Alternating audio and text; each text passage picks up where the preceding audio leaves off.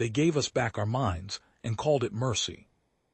I remember the first morning with real clarity, the kind of clarity that only comes when you've spent years in the dark and someone finally strikes a match. I stood in the processing corridor of Facility 7 with my hands at my sides and my eyes on the floor, and I breathed, very carefully, the way the counselors had taught us. In through the nose, hold it, out through the mouth. One of the orderlies, a young woman, maybe 23, with a clipboard pressed hard against her chest like a shield, watched me from across the corridor, and I understood. I didn't blame her. I would have done the same. My name is Senan. I was 26 years old when the maize virus took me, and 31 when they gave me back. 5 years. 5 years of nothing but hunger and noise and the red animal dark, and then a needle in the arm and 6 months of white rooms and careful questions, and the slow, terrible return of everything I had done. That's what they don't tell you about the cure. It isn't redemption, it's memory. The resistant, the ones the cure couldn't reach, you could almost envy them in certain moments. Almost. They didn't have to carry what I carried. They didn't wake at 3 in the morning with the smell of it still in their throats. They didn't know what they were. They just were. Pure appetite, pure instinct, coordinated in ways that nobody fully understood, moving through the ruins of the evacuation zones in loose formations that the military called swarms and the scientists called something more clinical. A distributed intelligence, a shared nervous system spread across hundreds of bodies, not a hive exactly, something older than that, something that had no word in any language spoken by people who'd never been inside it. I had been inside it. That was the thing they never quite asked about in the facility interviews. They asked what I remembered. They asked whether I experienced distress. They asked me to rate, on a scale of 1 to 10, the frequency of intrusive thoughts. But they never asked what the inside of that coordination felt like. Maybe they were afraid of the answer. I will tell you what it felt like. It felt like belonging. That's the part that has kept me awake more nights than any specific memory. Not what I did, what I felt while I was doing it. The pull of the others, wordless and warm, the sense of moving inside something larger than yourself, every decision arriving not as a thought but as a tide. You didn't choose. You flowed. And there was a relief in it so profound that sometimes, in the processing corridor of Facility 7, breathing carefully the way the counselors had taught me, I had to fight very hard to remember why I had wanted to come back. I came back because of Luke. Luke was my brother. He was 2 years older than me, steady where I was restless, cautious where I was not. He had married a woman named Abigail Abbey, she insisted, always Abby, who was American and worked as a correspondent for a news organization based in Dublin. They had a son named Cillian. Cillian was 4 when the maize virus swept through the city and Luke didn't make it to the evacuation point. I won't tell you what happened to Luke. Not yet. That knowledge sat inside me like a stone for the 6 months of processing, and it sits inside me still. And if I am going to tell this story properly, you need to understand first who we were when we came out. You need to understand Connor. Connor Ryan had been a barrister before. He was the kind of man who filled a room without trying, not loud, not aggressive, just present in a way that made other people rearrange themselves around him.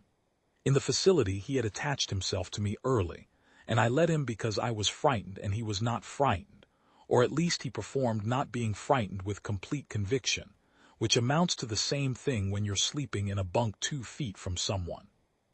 We were in the same processing cohort. We were assigned adjacent rooms. By the time they told us we were being released in the 3rd reintegration wave, I could not quite imagine navigating the outside world without him standing somewhere nearby. I should have paid more attention to what that feeling was, that pull, that tide. The morning they released us, Connor took me aside in the corridor before we went to collect our discharge papers. He put one hand on my shoulder and he looked at me with those flat, measuring eyes of his, and he said, quietly, that I was not to tell Abby what happened to Luke, that it would serve no one, that the kindest thing, the only rational thing, was to let her go on believing he had simply not survived the chaos of the outbreak years, which was true enough from a certain angle. I said I understood. I did not understand. I told myself I did, because Connor had a way of making his reasoning feel like your own reasoning, and because part of me genuinely wanted to believe that silence was kindness. But I knew, walking out of Facility 7 into the thin Dublin morning, that I was carrying a debt I did not know how to pay. Abby was waiting at the checkpoint gate. She was thinner than I remembered from before, but her eyes were the same, sharp and watchful and warm in a way that arrived later than the sharpness. She embraced me carefully, the way people embrace the returned, with their arms fully committed but their bodies held slightly back, an unconscious flinch they can't help. She smelled of coffee and the particular soap they sold at the corner chemist near the house we used to share, all of us, before. Cillian was 9 now and stood behind her left hip and studied me with the frank curiosity of a child who has been told something important and is checking whether it matches the evidence. I told him I was his Uncle Senan. He said he knew that. I asked if he remembered me. He said not really. That seemed right. The house was smaller than memory had made it, or I was larger, somehow, thickened in the wrong places, moving with a carefulness that people who have not been through it find unsettling. I had been assigned to a rehabilitation officer named Cantor, Sergeant Cantor, who came by the house 3 days after my release to conduct what the discharge paperwork called an integration assessment. He was a compact man in his late 40s, with the kind of face that had decided long ago not to offer anything for free. He sat across from me at Abby's kitchen table and asked his questions with the practiced neutrality of someone reading from a script he had memorized but did not believe in. He asked whether I was experiencing difficulties with the transition. I said the nights were hard. He asked whether I had made contact with any other reintegrated individuals outside of approved support channels. I said I had seen Connor. Something shifted slightly in his expression. Not alarm exactly. Something more controlled than alarm. He wrote something in his notebook and closed it and told me, with the same practiced neutrality, that individuals like Connor Ryan represented a particular category of concern, that the rehabilitation office had a file, that I should be careful. I told him I understood. Connor, when I told him what Cantor had said, laughed. It was a short, dry sound, almost clinical. We were sitting in the back of a cafe near the Liffey that catered to the cured because nobody else came in anymore. The owner had tried for 2 weeks after the first reintegration wave to keep a mixed clientele, and had given up after the windows were broken 3 times in a fortnight. Connor wrapped his hands around his tea and looked out at the river, and told me that men like Cantor were the problem, that they had decided what we were before we had a chance to decide for ourselves. He wasn't entirely wrong. That was the thing about Connor. He was rarely entirely wrong. What the government called reintegration was, in practice, a managed debasement. The cured were issued temporary residential permits tied to specific addresses. We were required to check in with rehabilitation officers weekly. We were prohibited from certain employment categories: law, medicine, government, education, anything with formal authority over other people. We were paid a subsistence allowance that covered rent and basic food if you were disciplined about it and nothing else. No savings. No trajectory. No means of building anything that extended more than a week into the future. The design of it was not accidental. It was the architecture of a society that had decided, without quite saying so in official language, that the cured were not quite people again, that they required management rather than rights. That generosity in this context meant keeping them fed and contained rather than simply disposing of them as the vocal minority in the opinion polls recommended. Connor, who had spent 8 years building a reputation at the bar before the virus took him, was assigned to a crew clearing rubble from the outer evacuation zones. He wore a high-visibility vest and carried a shovel, and said nothing about it to anyone for the first 3 weeks. The people who drove past the cordoned site sometimes shouted things from their car windows. Once, someone threw a bottle. The soldiers posted to oversee the work detail let it happen. Their orders, apparently, did not extend to protecting the workers. He took it. For a while he took it, with a patience that I understood better in retrospect than I did at the time. Connor's patience was not resignation. It was the patience of a man accumulating evidence, building a case. I worked at the treatment facility where Dr. Leon ran her lab. Joan Leon was the scientist who had developed the original cure, a small, precise woman who moved through the world as though she had already calculated where every obstacle was going to be and had decided which ones were worth acknowledging.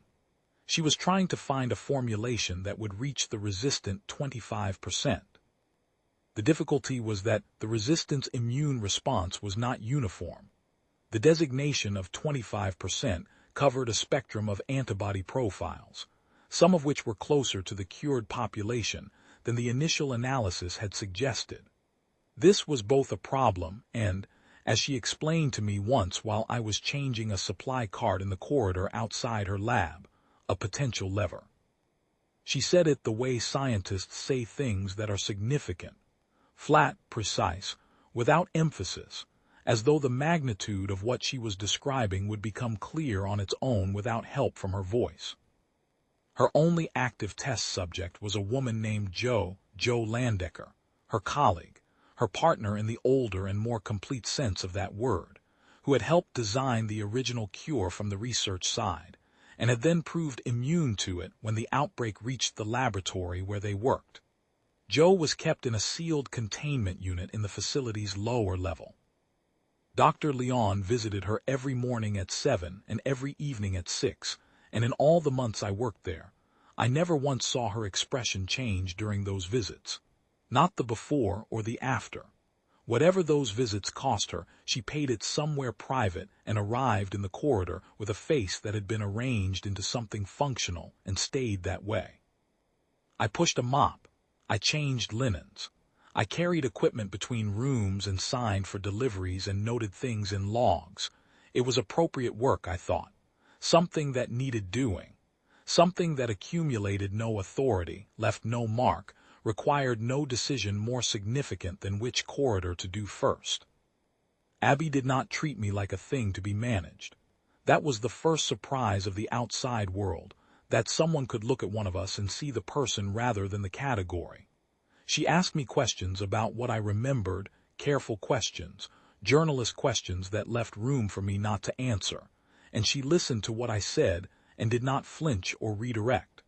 She was working on a piece about the resistant, about the government's proposed solution to the resistant 25%, which was the kind of solution that doesn't require much elaboration if you've been paying attention to the 20th century. She asked me, one evening about 3 weeks after my release, what the resistant were actually like, whether they were in there somewhere, whether what you saw on the outside, the coordination, the hunger, the absolute absence of anything you could point to and call recognition, was the whole of it, or whether there was something beneath. I thought about it for a long time before I answered. I told her that what I remembered of it from the inside was not empty, that it was full, actually, overfull, that the self was not gone but compressed, reduced to a frequency the cure eventually managed to amplify back to something recognizable.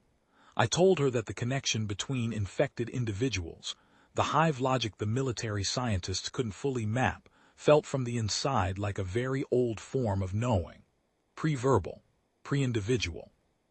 Something the species had discarded 100,000 years ago in favor of language and separation, and the particular loneliness of having one mind instead of many. She wrote that down. Then she put the pen down and looked at me and asked if I missed it. I said no. She said quietly that she believed me. I think she was right to believe me.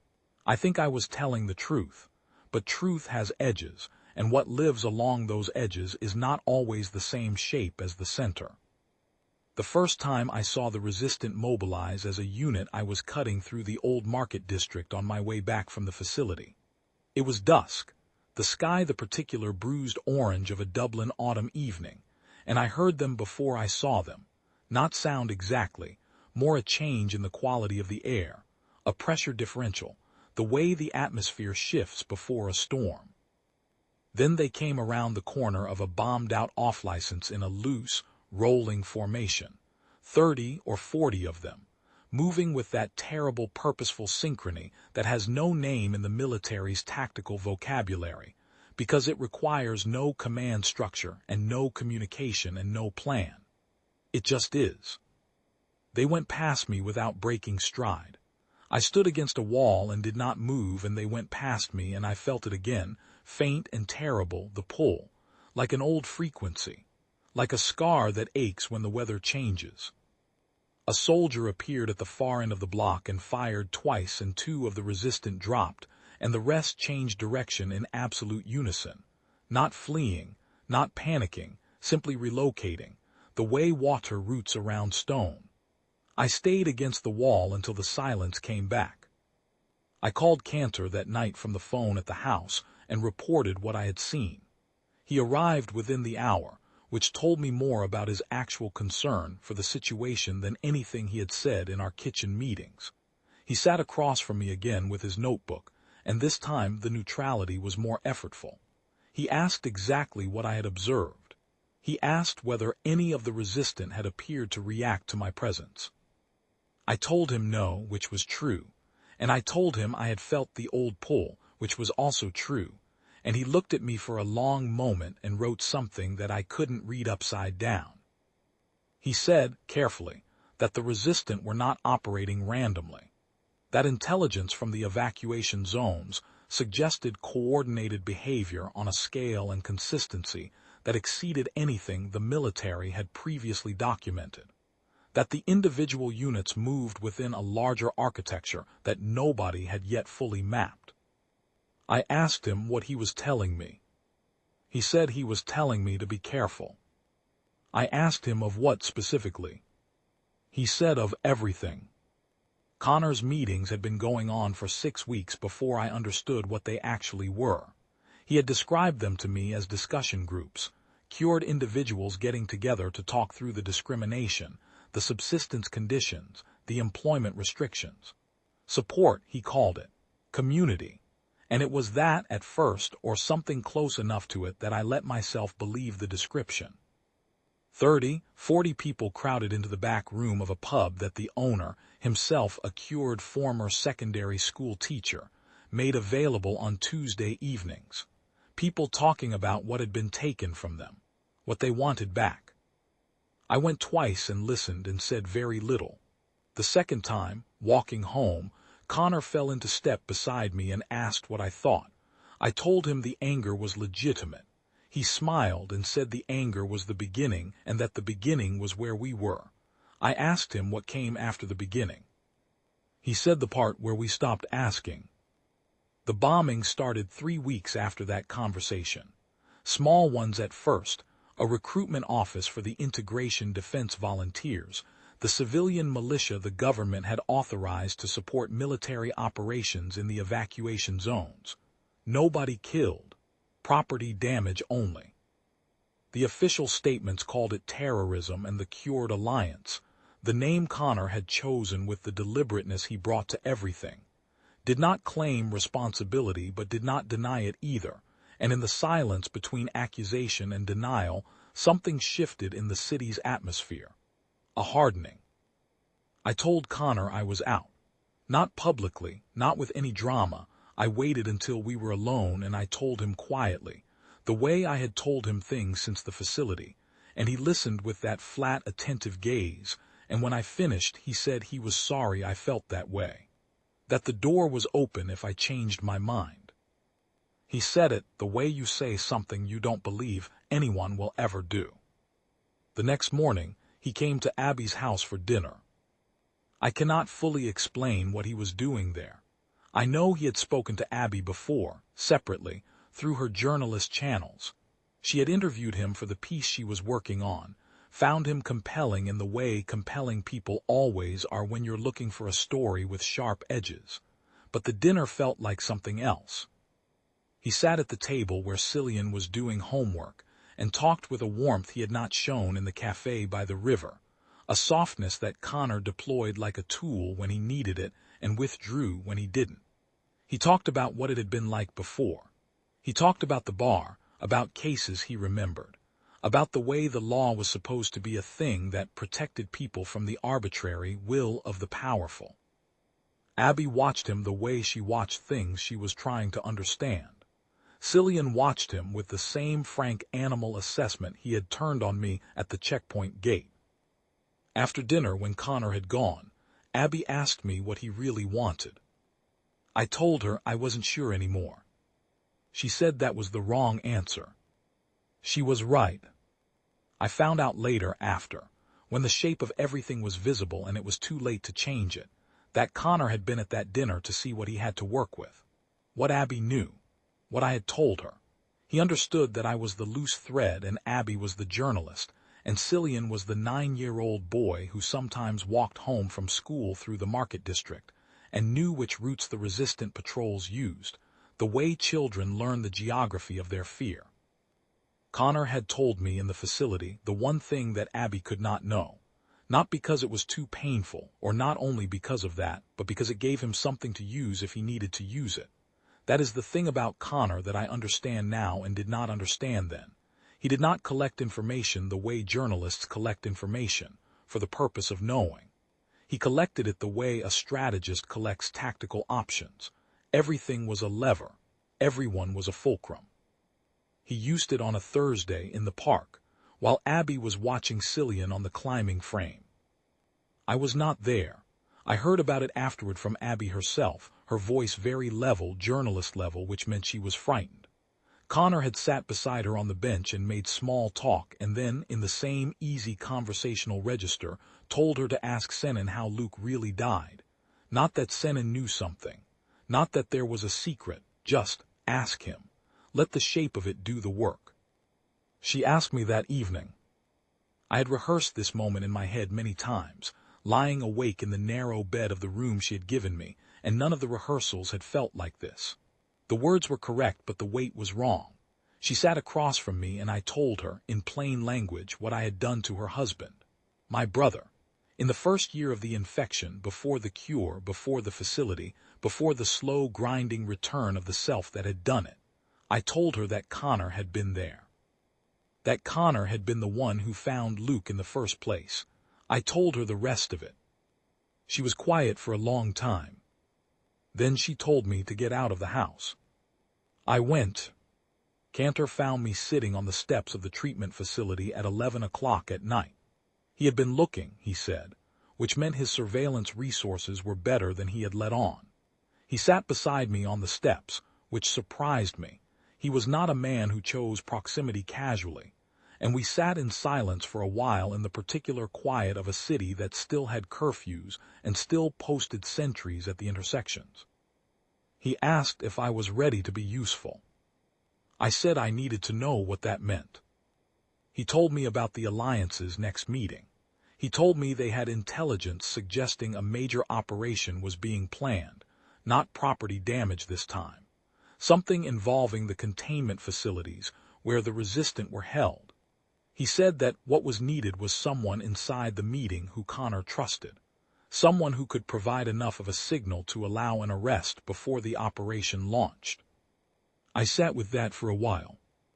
I thought about Abby, standing across the kitchen table from me with her journalist's steady voice and her frightened eyes. I thought about how she had looked when I told her about Luke, not broken, not theatrical, just very still in the way that people go still when something they have been holding in place for a long time finally moves. She had held herself together in that kitchen with a discipline that cost more than anyone watching could have measured, and then she had told me to leave, and she had been right too. I thought about Cillian, who had told me he didn't really remember me, with the frank honesty of a 9-year-old who has not yet learned to manage other people's feelings, who walked home from school through the market district, who asked questions about his father in a tone that was carefully neutral, the way you ask questions when you've understood that the answer is probably going to cost you something. I thought about Luke.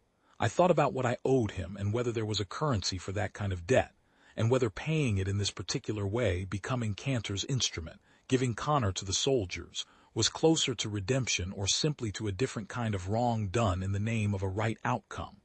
I thought about how, in the infected years, there had been no such thing as a wrong done in the name of anything.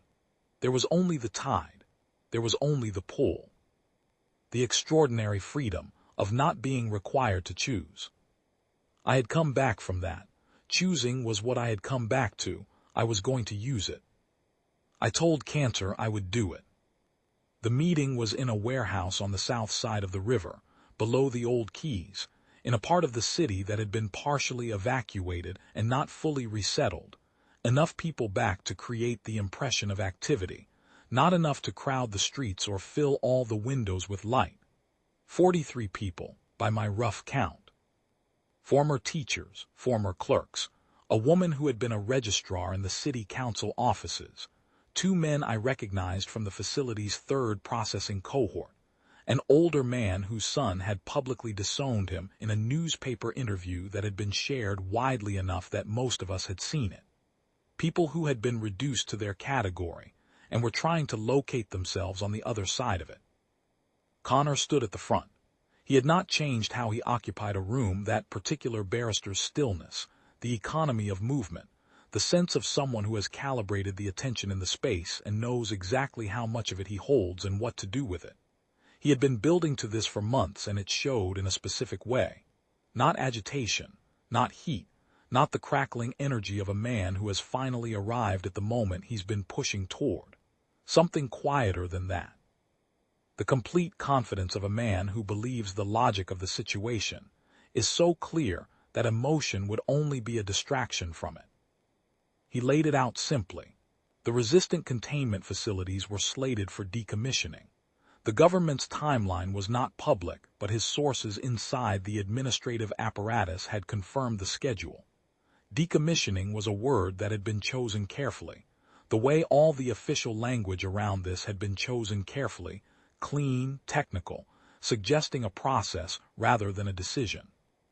What it meant, plainly, was that thousands of people who could not be cured would be killed, because the government had calculated that the political cost of keeping them alive exceeded the political cost of ending them, and had decided accordingly.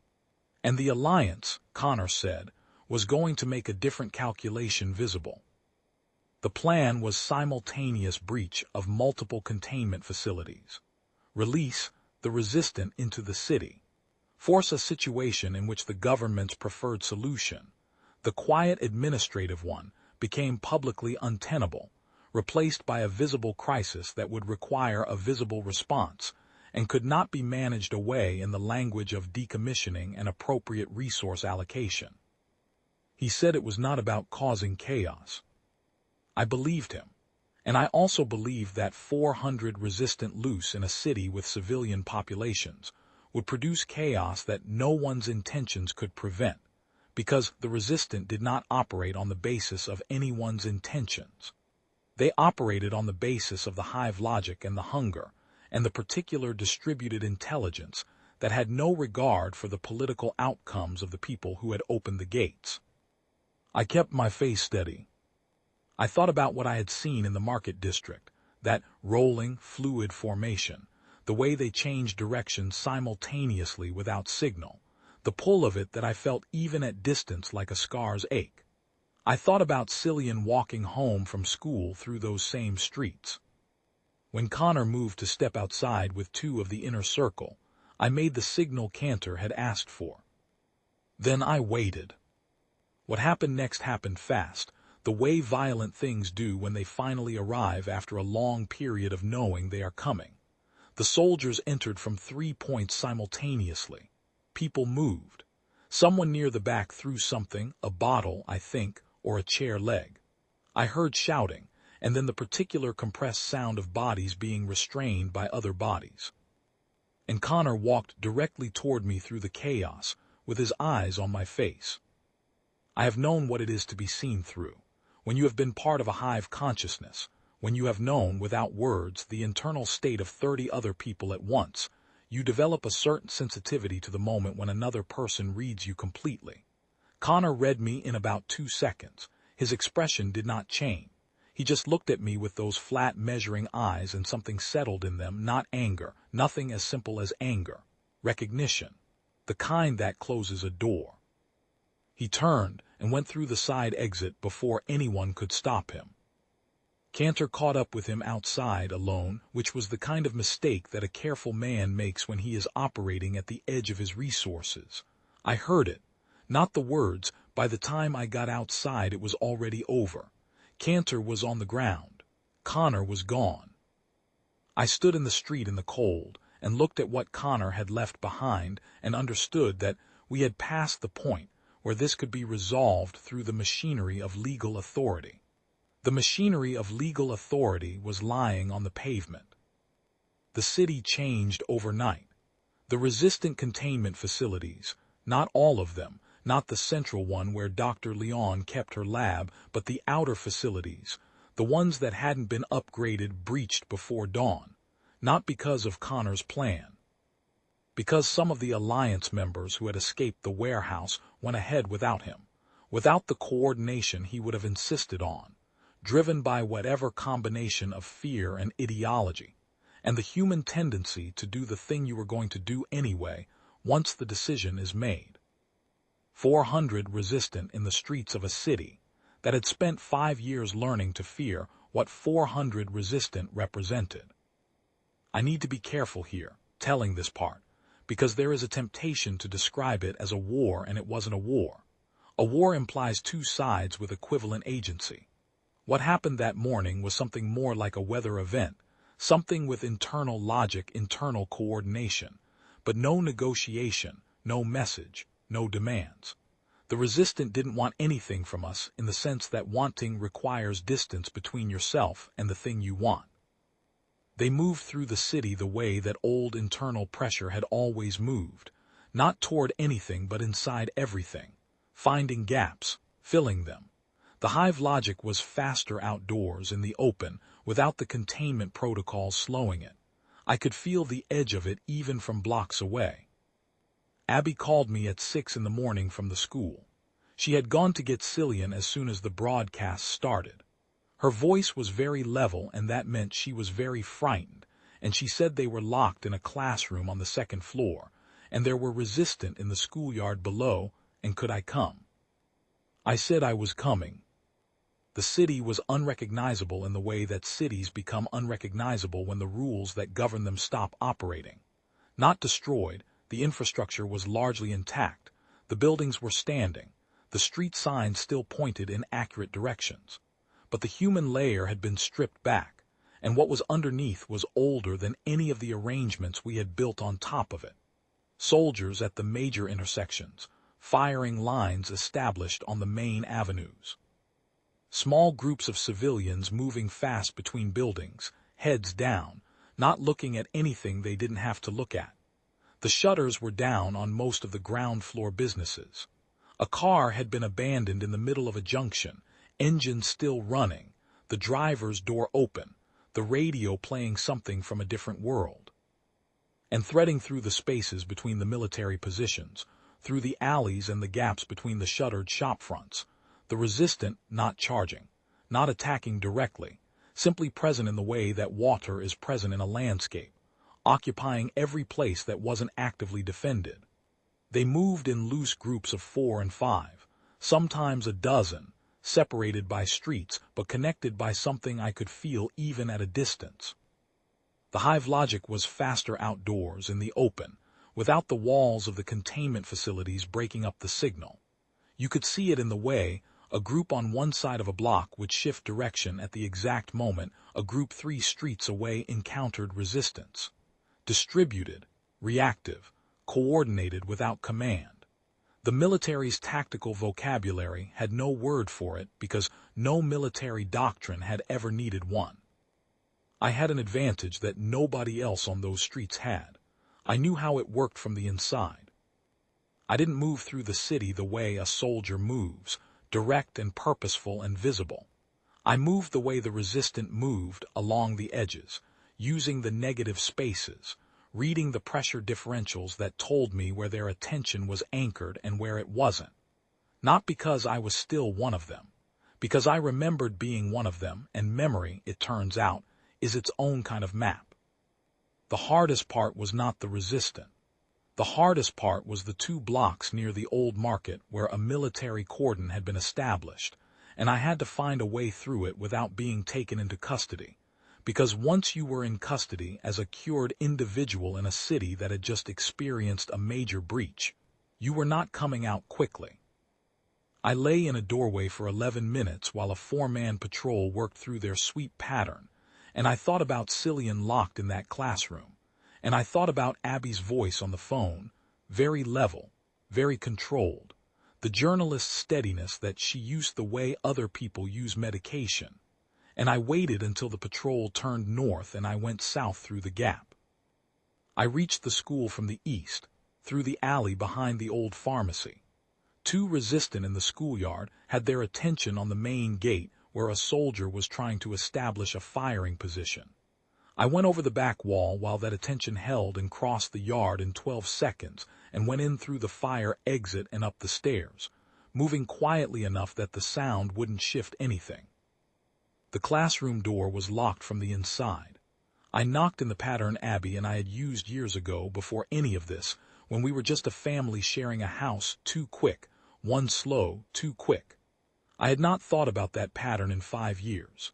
It came back without effort, the way certain knowledge comes back, not recalled but resurfaced, like something that was never gone but only waiting for the right conditions.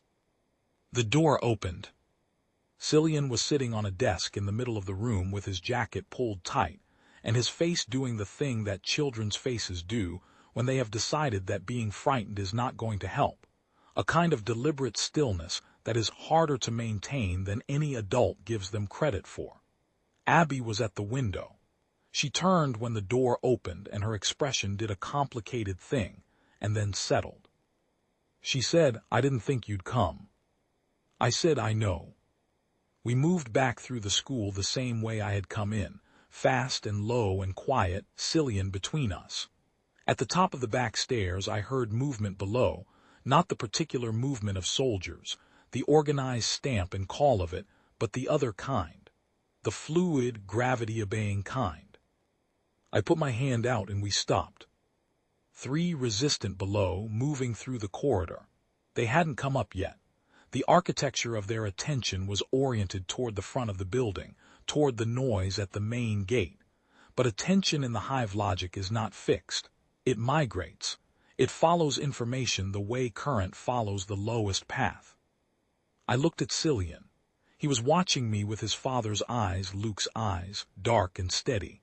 And I thought about debt again, about currency, about whether there is a point at which what you owe becomes larger than what you have to give. I said very quietly that I needed them both to stay exactly where they were. Then I went down the stairs. I won't dress this up. I am not a soldier. I was a frightened man in his early 30s with 5 years of infected memory and a very specific kind of knowledge about how the coordinated attention of the resistant could be redirected.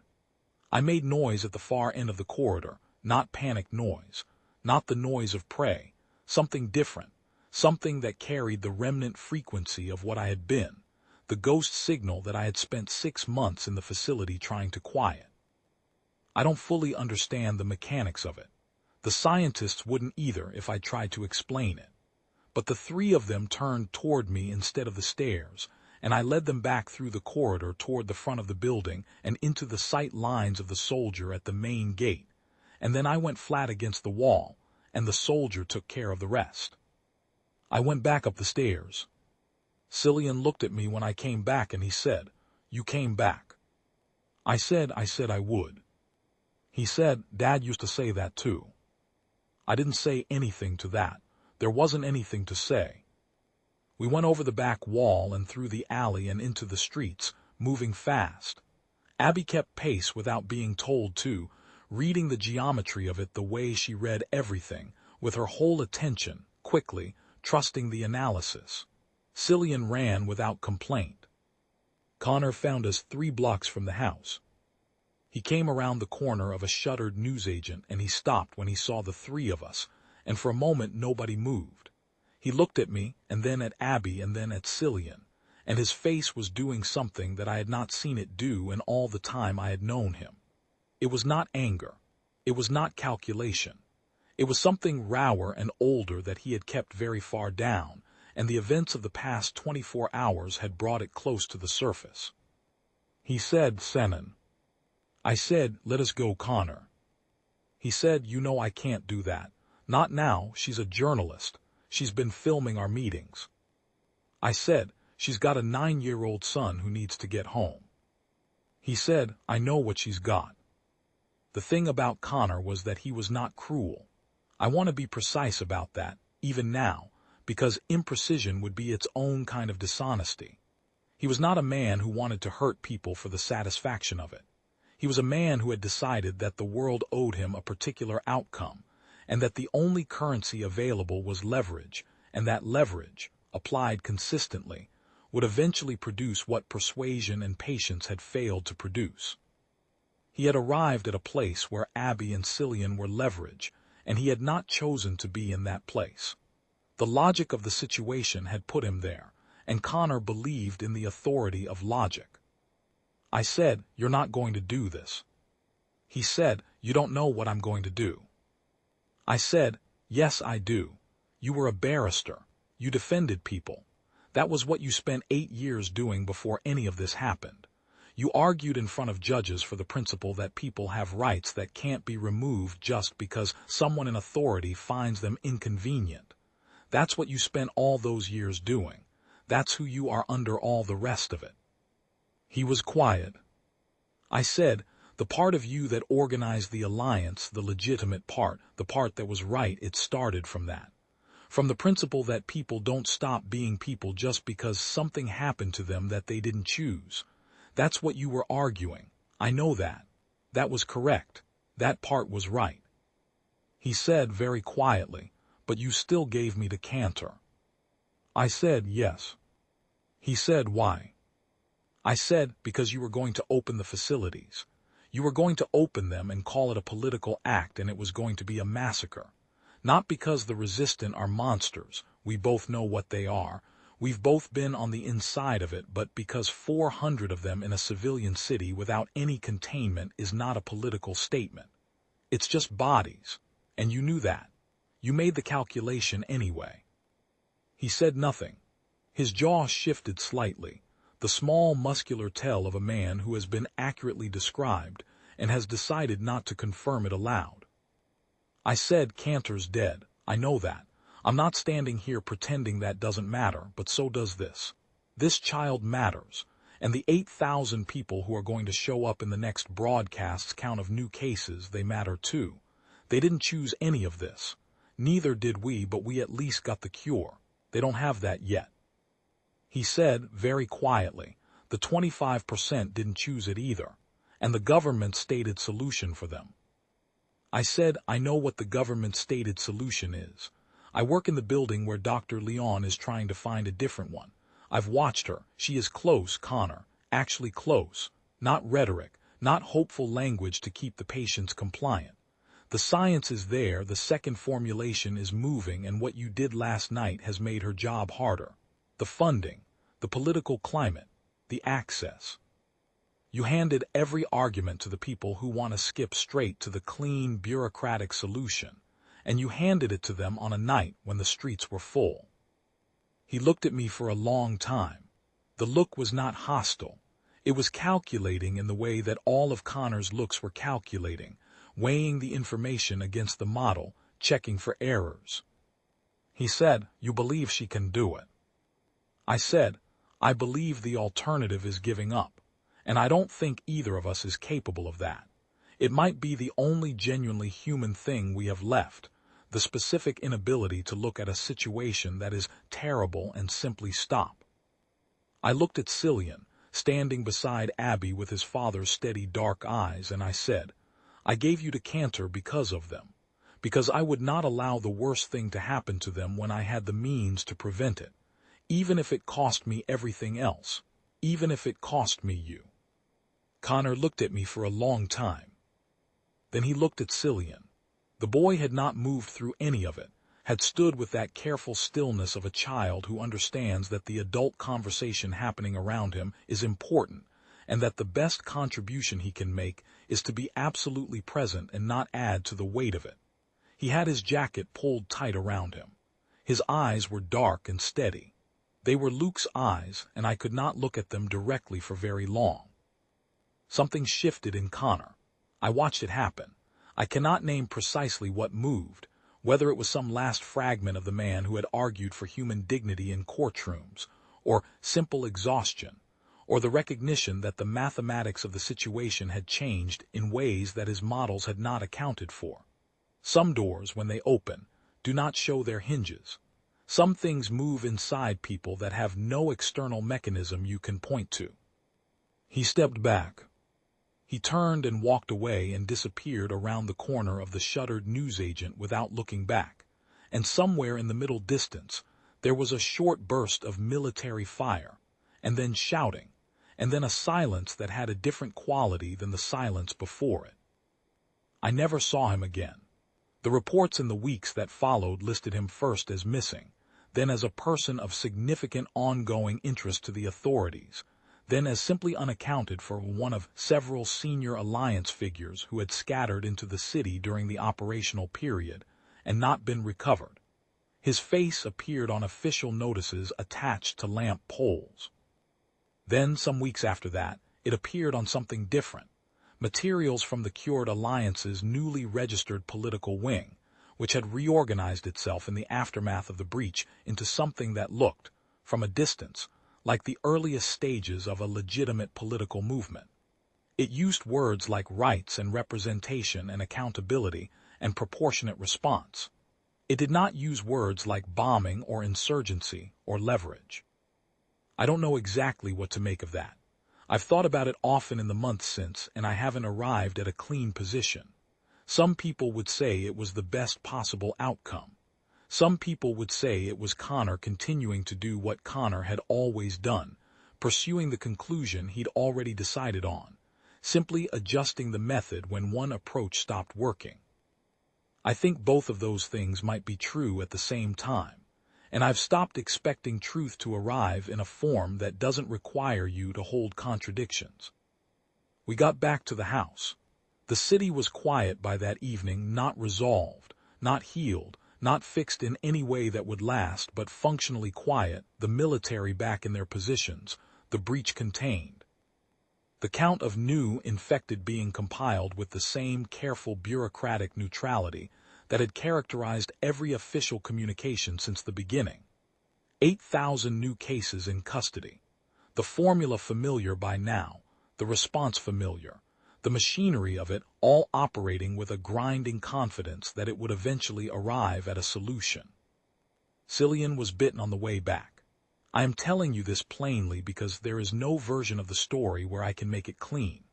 A resistant moving through the space between two buildings, alone, separated from whatever coordination it had been operating within, whether driven by desperation or by some fragment of old hive logic seeking a new anchor.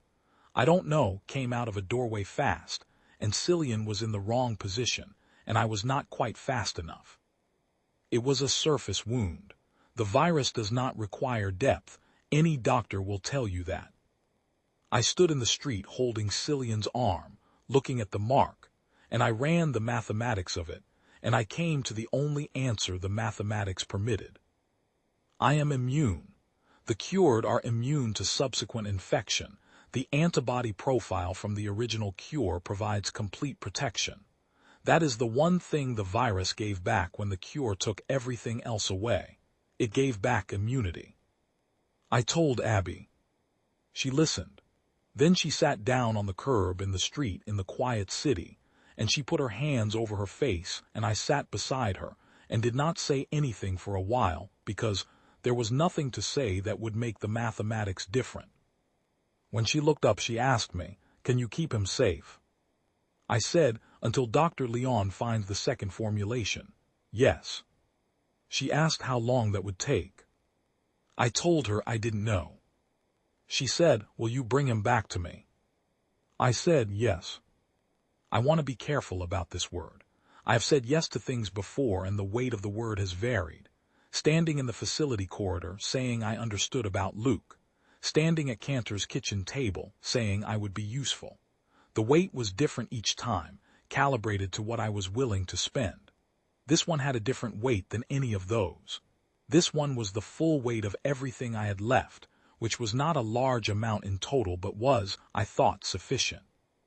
She held Cillian for a long time, and then she let him go. He took my hand and we walked. Some weeks later, a broadcast announced that order had been restored, that the new infected were in appropriate facilities, that the government was committed to a humane and comprehensive response. The tone was careful, official, the tone of people who have decided that confidence and uncertainty sound similar enough if you control the microphone. In the background of the broadcast footage, if you knew what to look for, you could see posters on the walls of the civic buildings. The Cured Alliance's political material, the new registered version, Connor's face among the others. Dr. Leon called me on the frequency we had established for secure communication. She said she was close. Not there, but close. She said the second formulation was behaving differently than the first, that the resistance antibody response was proving more variable than the resistant 25% designation implied, which was both a complication and, potentially, a way in. She said she needed more time. I told her she had it. I'm sitting now in a room in a building I'm not going to describe, with Cillian asleep in the next room and the sound of a city outside that is, slowly, against all reasonable probability, learning to be a city again. He's been sick, the way you're sick in the early stages, feverish, disoriented, losing days at the edges, waking in the night and not knowing where he is, calling out for Abby in a voice that has the particular quality of a child's voice when the performance of being fine has dropped away, and what's left is just the fear. I sit beside the bed in those moments, and I don't say much because there isn't much to say that would be true and useful at the same time. I stay there until he goes back under, and then I go back to the chair. He asks for his mother. I tell him she's waiting. That's true. I tell him we're going back when the doctor has what she needs. That's also true, or I believe it to be true, which is the best I can offer and which has to be enough. The gap between what I believe and what I can guarantee has always been the place where the hardest things live. I know that better than I used to. Dr. Leon calls me on the frequency we established for secure communication, every third day, never longer than 4 minutes. She gives me the same information in different configurations, not to mislead, but because the data keeps shifting and she reports it accurately as it moves. The second formulation is behaving differently than the first. The resistance antibody profile is more variable than the original designation implied, which means the 25% category contains subpopulations that the initial research collapsed into a single block because the tools weren't refined enough to distinguish them. She is refining the tools. She is close, she says. In the careful, measured way she says things that are significant, not close in the way people say close when they need you to feel encouraged, but close in the way a person says it when the evidence has moved to within a calculable distance of a conclusion. I told her on the last call that she had as much time as she needed. She said without inflection, I know, I'm not calling because I need permission. I'm calling because you deserve to know where it is. I thought about that for a while after she rang off. He asked me 3 days ago whether I was scared. I thought about it before I answered. Not the way you pause to seem thoughtful, but the way you pause when the question actually requires navigation. When the honest answer is not a single clean thing, but a shape with several sides, and you're deciding how much of it to show to a 9-year-old boy who is feverish and frightened and entitled to the truth, but also needs to sleep. I thought about the facility corridor and the careful breathing. 2 in through the nose, hold it, out through the mouth. The young woman with the clipboard pressed flat against her chest like a ward against something.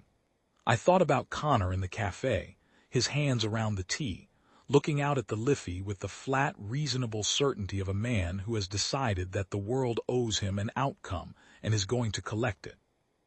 I thought about Dr. Leon in the corridor outside the containment unit on the lower level, her face arranged into something functional, paying whatever it cost in whatever currency she kept private.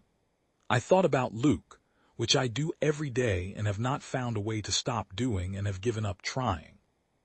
I thought about the market district at dusk, the pressure differential, the pull, warm and ancient and wrong and familiar. I told Cillian, yes, I'm scared. He said, me too. I said, that's all right. He said, is it? I said, it means you're paying attention. The ones who stop being scared are usually the ones who have stopped looking. We need to keep looking for a while longer. He was quiet for a moment. In the way of children who take ideas seriously, he appeared to be actually considering it, checking the logic against his own experience, which even at 9 was real experience, a child who had grown up in the aftermath of things that were not designed for children to grow up in and had developed accordingly. Then he nodded, with a gravity that was entirely his own, and pulled the blanket up and closed his eyes and went back under. I sat in the chair by the window. Outside, the city went on with the business of being a city in the early hours, the sounds that cities make when most of the human layer is asleep and what's left is the structural hum of the thing itself. A siren somewhere far to the north, a dog, the particular sound of a military vehicle on wet pavement, moving slowly, the patrol rhythm. Rain beginning again, the way it begins in this city, without announcement, as though it was always there and just became audible. Ordinary sounds, or the sounds of an ordinary that is still being built from what survived the extraordinary, piece by piece, tested against what it will have to hold. I don't know how this ends. That's not a rhetorical position. I mean it plainly and without drama. I genuinely do not know. Dr. Leon might find the second formulation in time, or she might not. Cillian might come through the early stages and back to himself, or he might not. The city outside might arrive, eventually, at something stable enough to be called peace, or the machinery of fear and bureaucratic convenience might make the clean administrative choice again. And the resistant in the new facilities might be decommissioned just as quietly as the previous ones were scheduled to be. I don't know. I can't control it. I don't have the leverage that Connor spent months trying to accumulate, and I've watched where that leverage led. What I have is this: a chair by a window, a boy in the next room breathing, a phone that rings every third day with 4 minutes of careful truth from a woman who believes the evidence is moving in the right direction, a city that is still, against considerable odds, a city. What I know is this: I came back from the dark once already. I know what it cost, the specific weight of it, the things you give up when you choose to come back to the self and carry everything that self has done. I know what it gave back, too. The ability to choose. The ability to sit in a chair and be afraid and stay anyway. The ability to make a door-knock pattern matter because you learned it when you were still a person who had a family and a future. And it came back without effort when you needed it, which is the thing memory does when what it holds is real. I know the sound of a child's breathing in the room next to mine, shallow and feverish, fighting to stay himself. And I know what it means to keep paying attention. That's not nothing. It will have to be enough.